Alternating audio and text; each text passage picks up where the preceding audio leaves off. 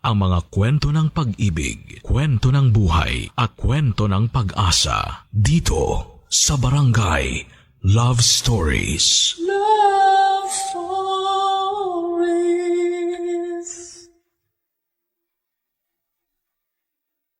Bilang isang ama at haligi ng tahanan, handa nitong gawin ang lahat ng maisip niyang paraan para maprotektahan ang binuo niyang pamilya. Siyang sandigan ng lahat sa tuwing pag-ibana ang bawat dingding ng tahanan. Ikaw, kabarangay, paano ka ba pinoprotektahan ng padre di pamilya ninyo?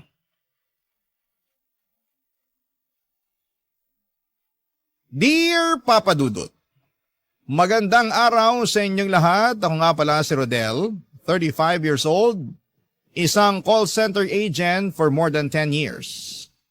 Dito ko na rin nakilala ang babaeng gusto kong makasama habang buhay, si Jem. Kaedad ko lang siya, bagong agent siya at napunta sa aming team. Doon kami nagkapalagayan ng loob. Palagi kaming nagkakasama na naging dahilan para mahulog kami sa isa't isa.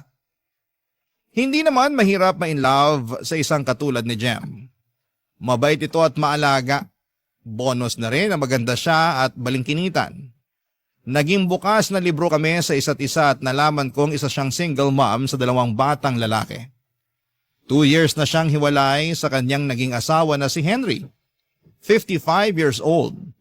Dati raw niyang teacher noong college si Henry noong nagkakilala sila at naging sila after makagraduate.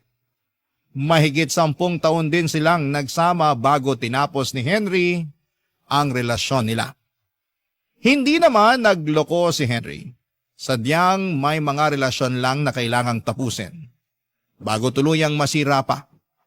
Saka kung hindi naman sila natapos ay hindi naman kami makakapagsimula ni Jem. Yun nga siguro ang plano ng Diyos.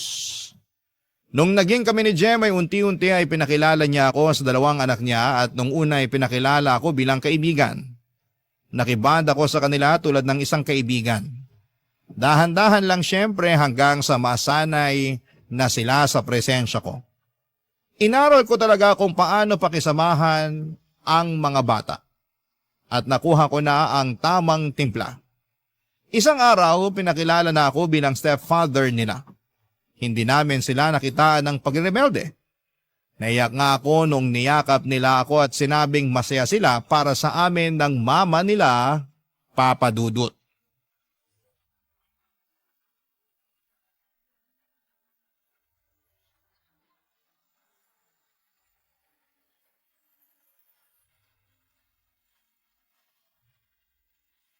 Ang saya ng araw na to.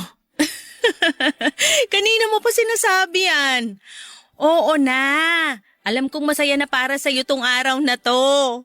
Sorry kung paulit-ulit ako ha. Hindi ko lang talaga in-expect na magiging ganito kasaya ang araw na to.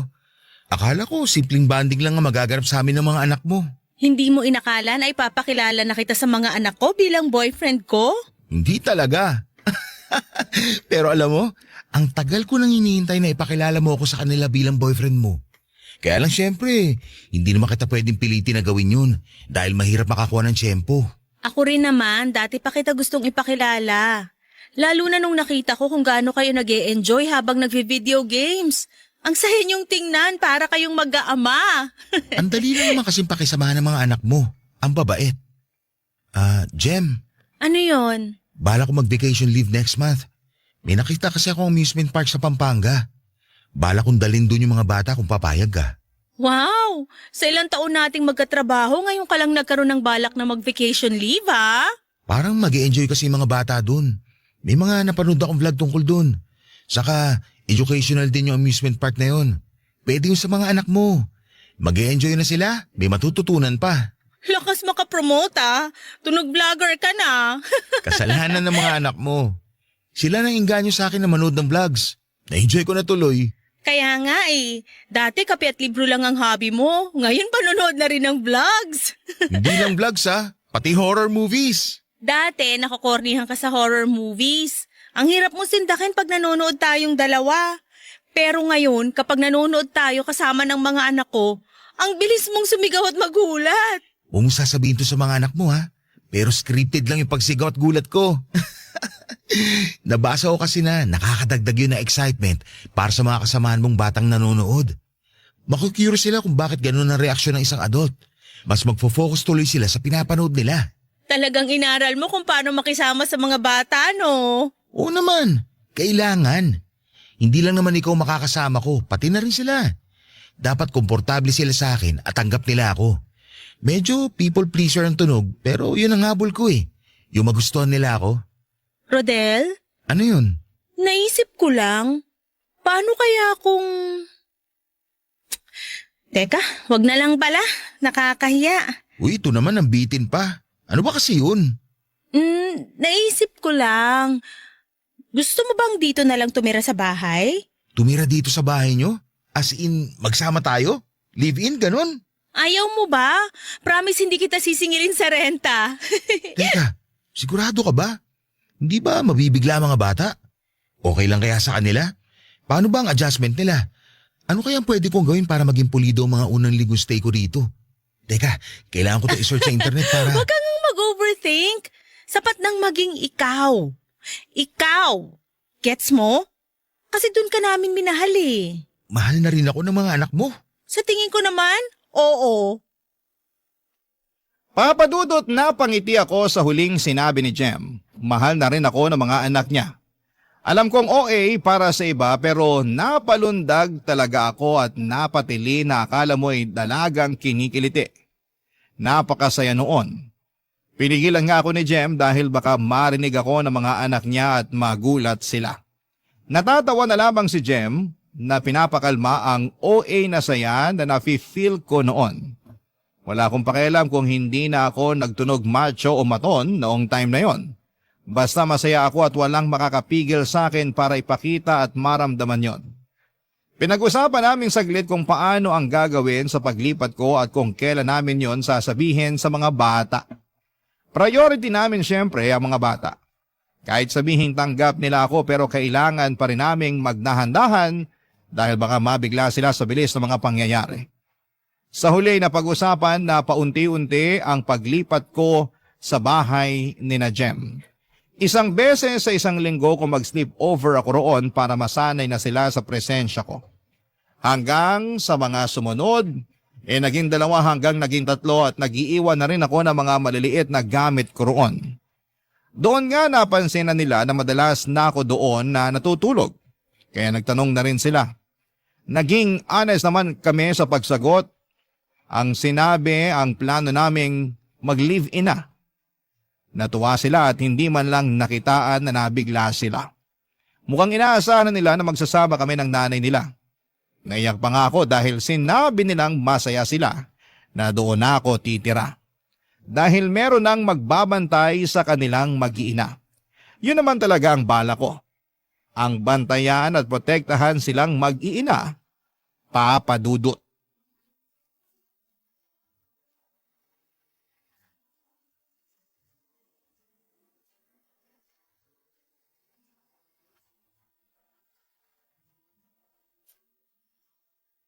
Sigurado ka bang nakuha mo na lahat ng gamit mo? Wala nang naiwan dun sa dati mong apartment? Yung kalendaryo na lang, pero hayaan mo na. Patapos na rin naman ang taon. Regalo ko na lang yung sa landlady ko. Baka ma-miss ka ng landlady mo. Wala na siyang inaabutan ng sabaw ng tinola tuwing Sabado. Sabi ko naman sa kanya, ipa-deliver na lang niya kapag may sobra siya. Umuo naman. Kaya tuwing Sabado, may sabaw tayo. Pagandaan nyo ng mga bata. Puro ka talaga kalokohan. Tulungan mo na lang ako mamaya sa pagpapalit ng kubrekama natin, ha? Maglalaba rin pala tayo bukas. Wala manunod kami ng sini ng mga bata bukas. Ay, bakit di ko alam yan? Bakit hindi ako kasama?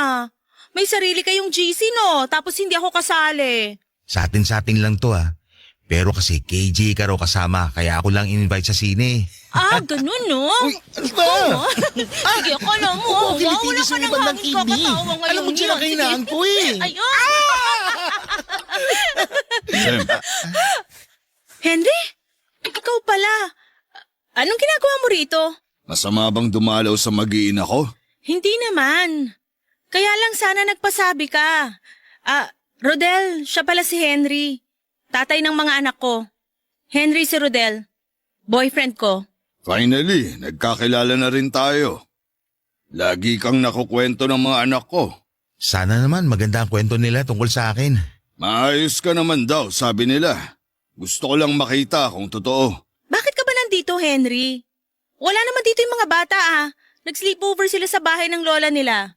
Di ba sinabi ko naman sa'yo? Sinadya ko talagang pumunta rito para makilala ko tong bagong boyfriend mo. Curious lang ako. Sa susunod, magsabi ka kung dadaan ka Hindi yung nang bibigla ka. Bakit kailangang magsabi pa ako? Bakit kailangan ko magpaalam pag dadalaw ako? Ako ang bumili ng bahay na to.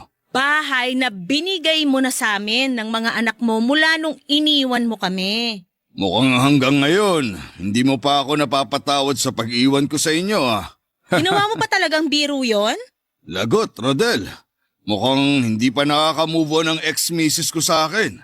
Baka mabilis lang tong maagaw pabalik.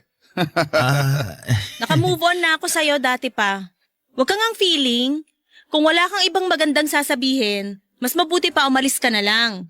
Sa susunod ka na dumalaw kapag nandito yung mga bata. Kapag wala sila rito, hindi ka welcome. Pero... Alam ko na yung sasabihin mo. Ipapamukha mo na ikaw ang bumili ng bahay na to. Pero ikaw din ang nagdesisyon na umalis dito. Kaya gets mo na rin naman siguro ang punto ko, no? Jem, sa tingin ko ayos lang naman kung padaan-daan dito si Henry. Hindi okay yon. Nakatira ka na rito sa bahay at kailangan niyang irespeto rin yon. Hanep, ako ang magpapakita ng respeto sa boyfriend mo na tumira sa bahay na binili ko. Pero sige, bilang nanay ng mga anak ko, pagbibigyan ko ang gusto mo. Rodel, hindi pa to ang huli nating pagkikita. Hindi ko alam kung napansin ni Jem pero ang talim ng tingin sa akin ni Henry nang magpaalam ito para umalis. Nakaramdam na ako ng kaba una pa lang na tumapak siya sa bahay. Hindi pa man din siya nagsasalita pero parang narinig kong hindi niya ako gusto. Parang sinukat niya ang pagkatao ko sa pagtitig niya sa akin. Lalo na nung tinignan niya ako mula ulo hanggang paa. Hindi ako nakagalaw noon, nahirapan nga rin akong sumagot lalo't nagkainitan na silang dalawa ni Jem. Mukhang hindi pa rin settled ang issue nilang dalawa. Naiintindihan ko naman hindi madaling maiwan lalo't gusto ng isa ang buo ang pamilya. Pagkalis nga ni Henry, naglakas na ako ng loob na itanong kay Jem ang kabuuan ng kanilang relasyon. Doon ko na nalaman ang katotohanan. Hindi kasi ako nag-usisa masyado noon. Pero alam kong kailangan ko na yung gawin lalo't parte na rin ako ng buhay nila. Iniwan ng walang dahilan ni Henry si Jem. Pero bago pa man niya iwan si Jem ay nakaramdam na raw si Jem ng panlalamig at pag-iwas mula kay Henry. Sinubukang imbestigahan ni Jem kung bakit ganon si Henry sa kanya. Inakala niyang meron itong iba. Pero wala naman. Nabubuksan pa ron ni Jem ang lahat ng social media accounts ni Henry at nakakausap din ang mga katrabaho at kaibigan nito. Pero walang nahagilap si Jem. Hanggang isang araw pag uwi ni Henry, kinausap nito si Jem para maghiwalay na sila.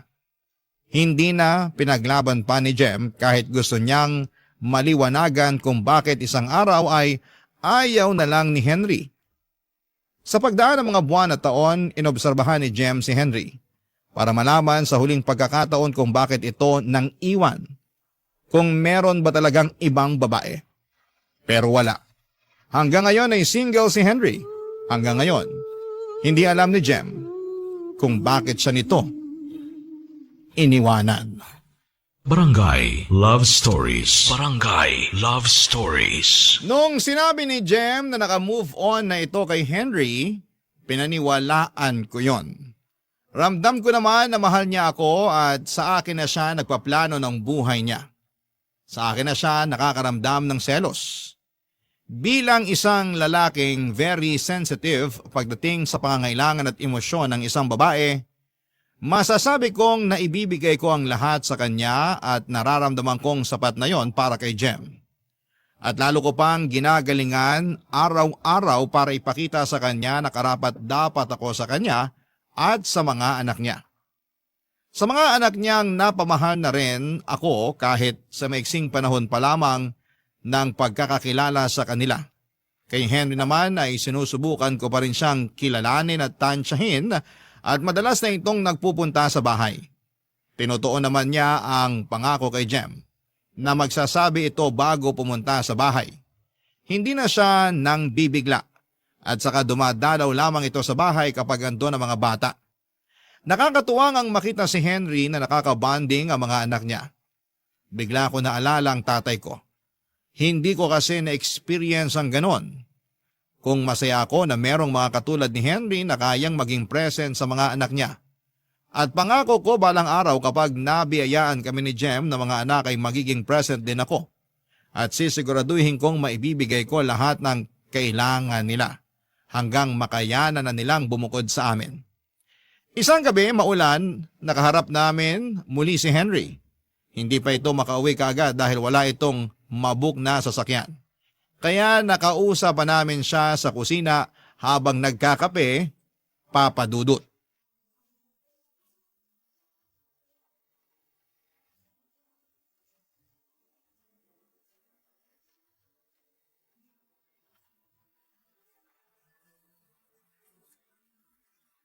Tatlong oras nang tuloy-tuloy ang ulan ha. Hihinto pa kaya to? Kung bakit naman kasi ngayon mo pa naisip na hindi dalhin yung sasakyan mo? Eh di sana nakauwi ka na kanina pa. Talagang gusto mo na akong umalis, no? Eh kasi napupuyat kami ni Rodel kakahintay na makaalis ka. Pasensya ka na, Rodel, kung napupuyat ka ha. Mukhang mahina ka pala sa puyatan.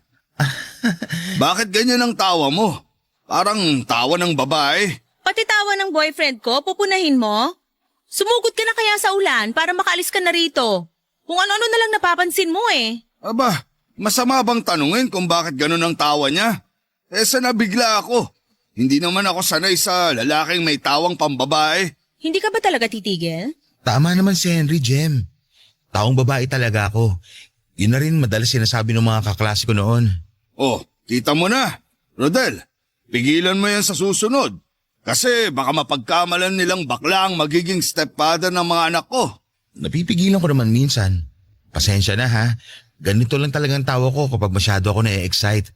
Munti ka na akong magduda sa'yo eh. Parang ikaw ang magiging ilaw ng tahanan imbis na si Jem. Siguro naman kaya mo na sugurin tong ulan, no? Lakarin mo na ngayon. Umalis ka na. Oo, pwede naman dito ka na lang din matulog, Henry. Kasya ka naman sa sofa.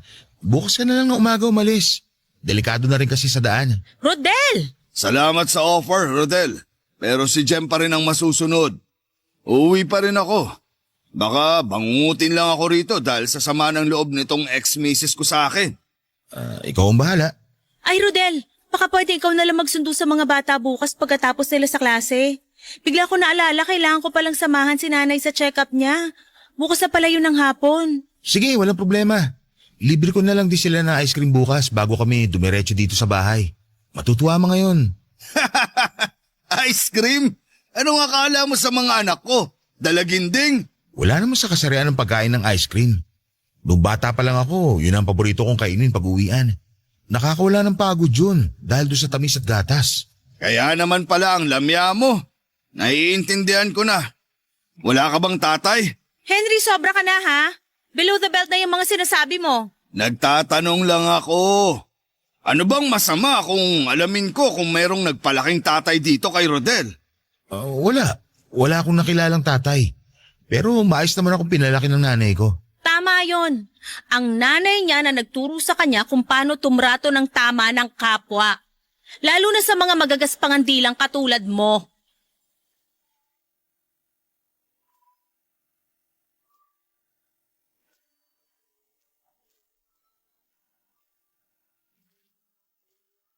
Papadudot nagpatuloy sa pagtatalo sina Jem at Henry. Samantalang ako ay hindi ko alam ang gagawin. Ni hindi ako makatingin isa man sa kanila lalo na kay Henry. Tama naman siya. Malamya ako at hindi ko nakilala ang tatay ko. Walang nagturo sa akin kung paanong maging matikas, maskulado at matatag. Pero mabait ako at mapagmahal. Nakuha ko yon sa nanay ko, kalmado at nurturing din ang aking ina. Very expressive at gentle. Lahat ng mga yon ay nagustuhan sa akin ni Jem na mga namana ko sa nanay ko. Kaya nga mabilis ko siyang napaibig. Yun nga rin daw ang nagustuhan niya, lalo para sa mga anak niya. Pero pagdating kay Henry, kulang yon. Mali yon. Hindi ko naman may paliwanag kay Henry na hindi ko kayang abutin ang mga ine-expect nito para sa akin. Gusto ko lang maging ako. Baka naman pwede na yon. Pinagdasal ko na matapos na ang pag-ulan. Hindi ko na rin kaya pa ang makaharap si Henry. Mas lalo lang akong nanliliit sa tuwing nakikita ko siya. Lagi akong takot, laging nanginginig kapag naririnig ko ang boses niya. Sa totoo lang ay bihira ang mga kaibigan kong lalaki na very masculine, tulad ni Henry. Karamihan, mga babae ang nakakasalamuha ko. Sa kanila kasi ako nakakakuha ng pag-unawa at mas naiintindihan ko sila. Hindi ako na-intimidate sa kanila. Kaya bagong experience talaga itong kay Henry para sa akin. Hindi ko alam kung hanggang kailan ako matatakot sa kanya at lagi naman akong pinagtatanggol ni Jem sa kanya. Kaya lang minsan ay nakakahiya na lalo't hindi naman daw yon ginagawa ng babae. Dapat ako ang nagpoprotekta sa kanya tulad ng pinangako ko. Pero bakit baliktad ang mga nangyayari, Papa Dudut?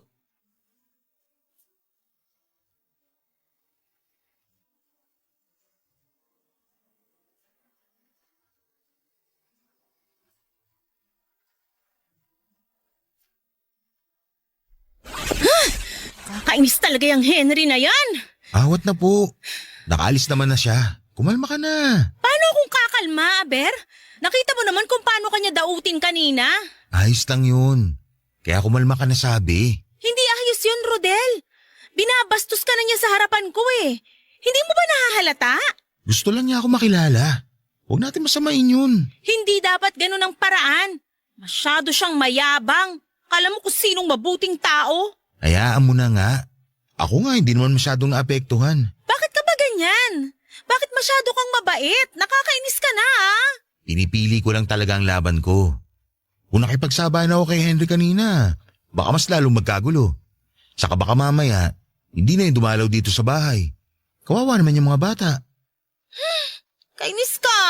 Bakit? Bakit ba masyado kang mabait? Nakakainis. Hindi naman sa bait yun. Sinusubukan ko lang intindihin yung side ni Henry. Buti ka pa sinusubukan mo siyang intindihin. Eh siya, wala. Ang talim ng dila.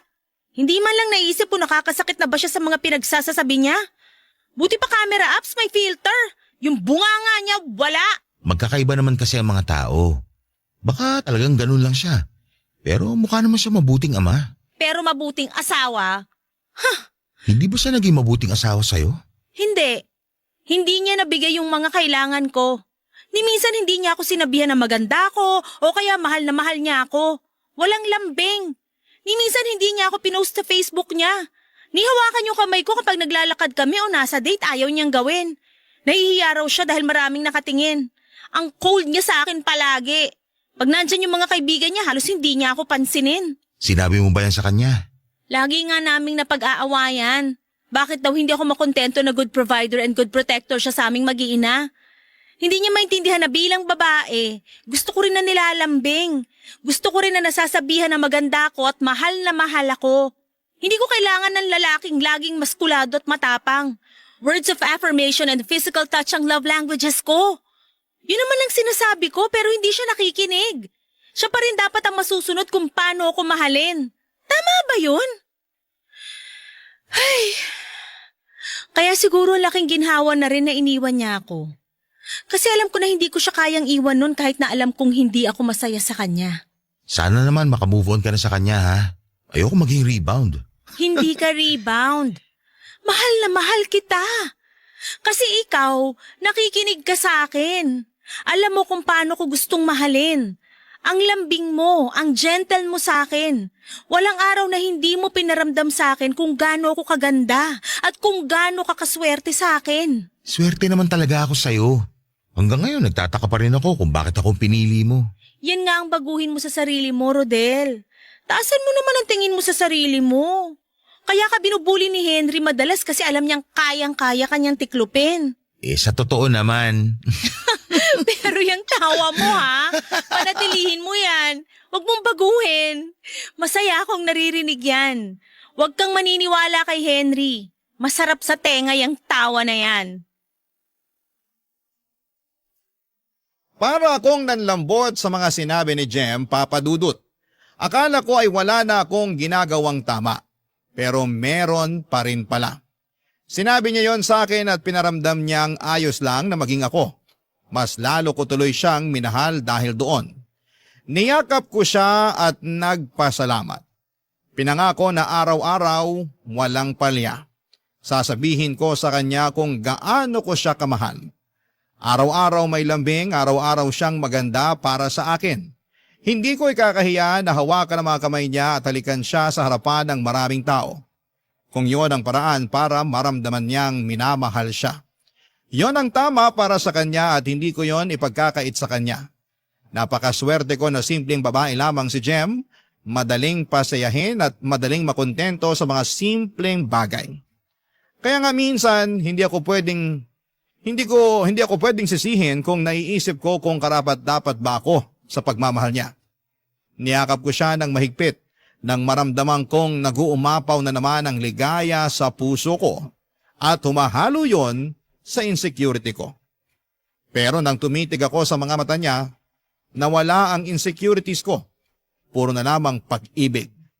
Mahal na mahal ko si Jem. Sila na mga bata.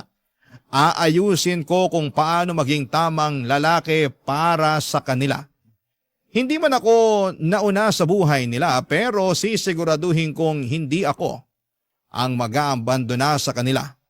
Malamyaman ako sa paningin ng padre de pamilya nila pero papatunayan kong hindi ako basta-basta magigiba kahit ano pa ang tingin ng iba. Barangay Love Stories. Barangay Love Stories. Papadudod sa pagdaan ng mga araw, pinatunayan ko kina Jem at sa mga bata na karapat-dapat ako sa kanila. Nakita ko kung paanong nag-bloom si Jem sa piling ko at kung paanong naging magalang at mabuti ang mga bata. Totoo nga ang sinasabi nila, ang tao tulad ng halaman kapag binahal at nadiligan ng tama ay uusbong at titibay ito. Ganon ang nangyari sa pamilya ko.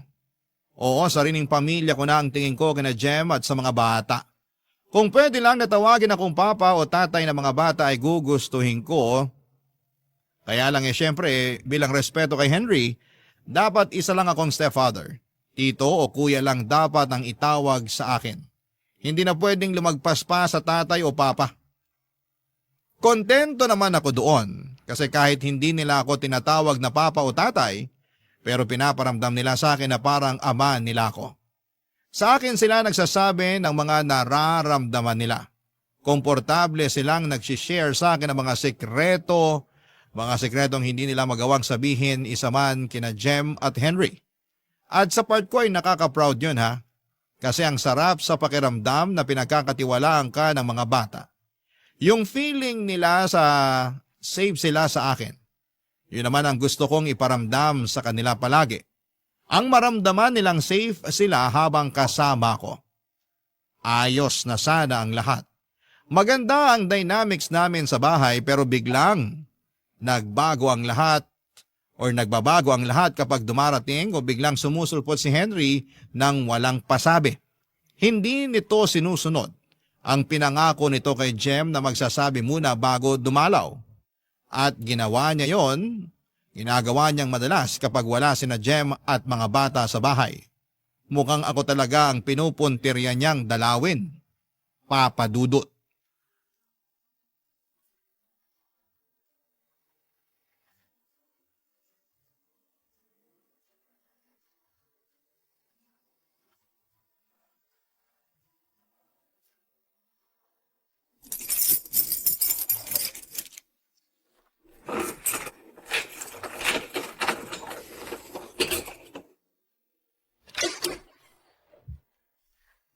Oh, Henry, napadalaw ka. Wala sina Jem ah. Wala rin ang mga bata. Hindi ka ba nasabihan? Nasabihan naman. Alam kong nasa bahay sila ng lola nila. Ang ganda ng apron mo ah. Bulaklakin. Salamat. Regalo to sa akin ni Jem nung mansari namin. May kailangan ka ba kaya ka nandito? Parang, Gusto mo ba ng hot chocolate? Brownies. Meron ako mga binake na pastries. Nasa ref. Dapat baon ng mga bata yun bukas eh. Pero pwede ka naman tumikim kahit isa. hot chocolate? Brownies? Sa akin? Rodel naman. Yun lang kasi yung nagawa ko eh. Hindi pa ako nakakapag-grocery. Bukas pa. Ikaw din ang nag-grocery? Oo. Para hindi na mahirapan si Jem. Ako rin ang nagluluto para sa amin ng mga bata. Hindi ko alam na ikaw na pala nagsusot ng saya sa bahay na to. Nako, moderno naman na ang mundo. Wala nang kaso kung lalaki ang magluluto o mamalengke. Huwag mong sabihin si Jem ang provider dito sa bahay. Masasapak na talaga kita. Ni minsan, hindi siya gumastos sa mga bayarin dito sa bahay nung kami pang dalawa. Hindi Ako pa rin naman. Nag-aabot lang ng konti si Jem para sa ibang kailangan. Dapat nga, wala na siyang sinasalong gastusin dito sa bahay. Dapat ikaw na ang gumagawa nun. Ikaw ang lalaki. Ikaw ang mag-provide. Si Jem naman ang nag-i-insist na gawin yun eh. Kung ako lang masusunod, ayoko rin naman sana mag-abot pa siya. Pero nagagalit siya kapag hindi ko tinatanggap yung inaabot niya eh. Kasi masyado kang malamya. Kung magpapaka-alpha ka sa kanya, hindi yan mag-aabot sa'yo ng pera. E-enjoy na lang niya ang buhay prinsesa dito sa bahay. Hindi nga lang siya buhay prinsesa dito eh. Buhay reyna din. Kailan pa nag-ambag ng pera ang prinsesa sa bahay? Kakabasa mo yan ng fairy tale. At ikaw, Rodel, ha?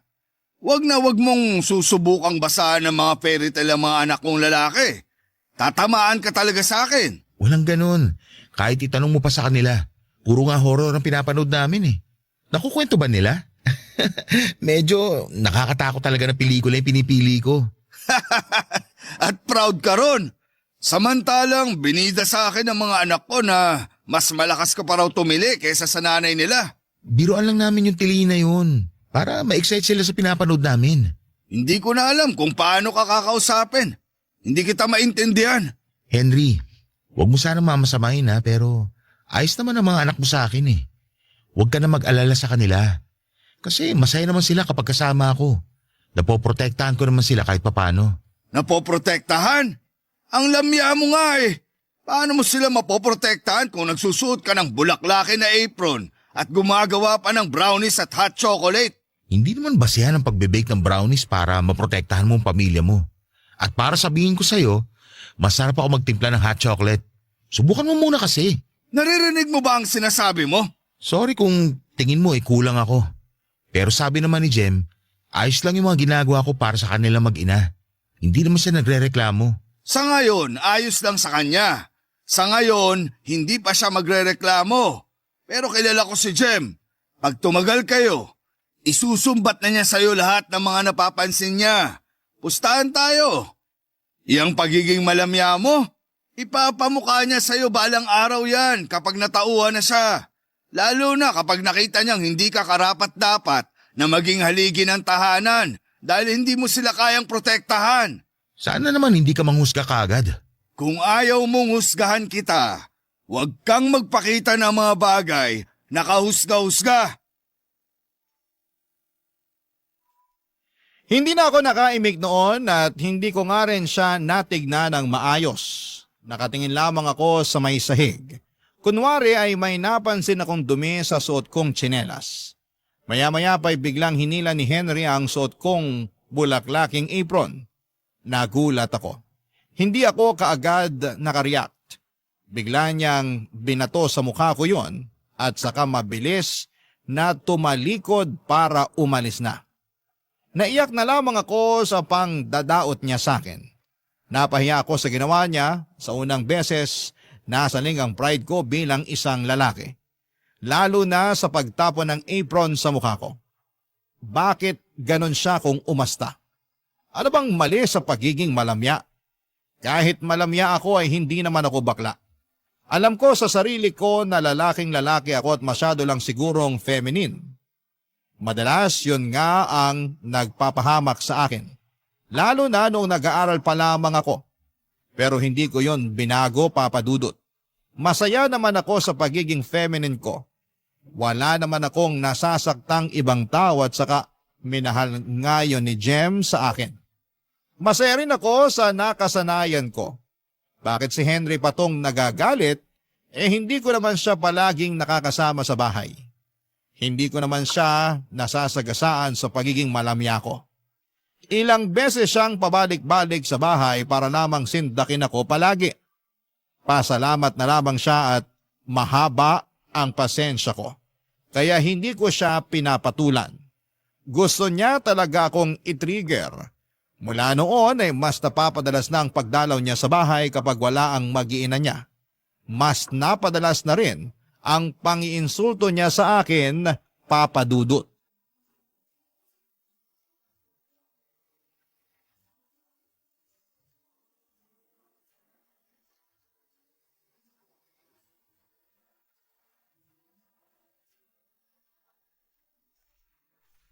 Rodel, Wala sina Jem at mga bata dito. paulit-ulit ka na lang sa linya mong yan. Alam ko namang wala sila rito kapag dumadalaw ako. Hindi ako tanga. Pinapaalala ko lang ang usapan nyo ni Jem na dadalaw ka lang dito kapag nandito ang mga bata. Bakit? Isusumbong mo ba ako sa ex-misis ko? Hindi kita isusumbong sa girlfriend ko, huwag ka mag-alala. Ah, ganun ba? Akala ko kasi nakuha mo rin ang ugali ng ibang babae na tsismosa. Umalis ka na lang Henry kung wala ka namang ibang sasabing importante. Magpaplansya pa ako ng uniform ng mga bata. Akala ko naman tigasin na. Taga-plansya ka na rin? Talaga ba? Bukas, ano na ang gagawin mo? Taga-manicure ni Jem? Marami nang ginagawa si Jem lalo't nagkasakit ang nanay niya. Kailangan ko siyang tulungan sa mga gawaing bahay. Kailangan mo siyang tulungan o talagang na-enjoy mo lang ang mga gawaing babae? Masama ba kung oo? Wala ka na talagang pag-asa. Tapatin mo nga ako Henry. Nako, pati pagtatalak ng babae, kuwang-kuwa mo na rin. Wala na talaga to. Wala na. Alam mo kung ano pang nakuha ko sa mga babae? Yung galing nilang bumasa ng isang tao. Oh, anong gusto mong puntuin dyan? Na kaya ka nagiging dominante sa akin para iparamdam na hindi ako bagay sa bahay na to. Na ikaw lang dapat ang kilalanin na leader. Hindi ka naman talaga bagay sa bahay na to. Tama ka. Dahil gusto mo, ikaw pa rin ang haligi ng tahanan. Hindi matanggap ng pride mo na may bagong lalaki na dito. Pakiramdam mo, threat ako sa'yo. Threat? Sige, ano pa ang iniisip mo? Papakinggan kita. Na kaya ka ganyan kagaspang sa akin dahil hanggang ngayon, mahal mo pa rin si Jem. At gusto mong bumalik sa kanya. Kasi nagsisisi ka dahil meron na siyang pinalit sa'yo na nagpapasaya sa kanya ngayon. Sorry ka na lang Henry, pero ako na ang mahal niya. Ang hirap kontrahin ng mga sinasabi ko kasi totoo lahat no? Hindi ko naman itatanggi na mahal ko pa rin si Jem. Pero hindi ko na siya gustong bumalik sa buhay ko. Huwag kang mag-alala. Pinapaubaya ko na ang mag-iina ko sa'yo, di ba? Pinapaubaya? Parang hindi naman. Bantay sarado ka nga palagi. Hindi ako makagalaw ng maayos kasi bawat gawin ko, pinamumukha mong laging mali ako. Ay, pati emosyon ng babae nakuha mo. Wala ka ba kahit katiting na pagkalalaki man lang? Bakit ba ganito ka sa akin? Dahil kailangan na mag-iina ko ng poprotekta sa kanila. Pinoprotektahan ko naman sila sa paraang alam ko. Hindi yan sapat. Eh di ikaw na lang gumawa. Tutal, ikaw lang naman may alam ko paano sila poprotektahan. Eh di sige, ikaw na. Sige lang, ikaw na. Kailangan kita para protektahan sila. Hindi kita maintindihan. Diretsahin mo na lang ako. Para ka rin babae. Puro putak. Hindi mo madiretso kung ano gusto sabihin.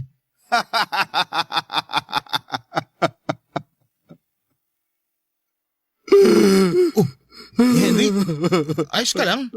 Sorry kung may nasabi akong hindi maganda. Hindi ko yung sinasadya. Rodel, may tahaning na ang buhay ko. Ano sabi mo? Kaya kailangan kitang maging matatag para makayanan mong maging haligi nila. Dahil hindi ko na alam kung hanggang kailan ko yun magagawa para sa kanila. Teka, alam ba to ni Jem? Hindi pa. Halika, sabihin natin. Sasamahan kita. Kailangan niya tumalaman. Hindi pwede. Hindi. Rodel, iniwan ko siya nung nalaman kong may malubha na akong sakit. At pinangako ko sa sarili ko na hindi niya yun malalaman. Kaya hindi mo yun sasabihin. Karapatan niyang malaman yun. At karapatan ko ring maging matatag at malakas para sa kanila. Ako ang haligi. Hindi ako pwedeng makitaan ng kahinaan. Kaya bago pa ako tuluyang manghina, kailangan ko nang makalayo sa kanila. At higit sa lahat, kailangan ko matulungan ang bagong magiging haligi nila. Ikaw yun, Rodel. Konti na lang ang panahon na natitira sa akin. Kailangan kong makita na mapoprotektahan mo ang pamilya ko. Hindi ako matatahimik kung hindi mo yun magagawa at magpapabaya lang ako.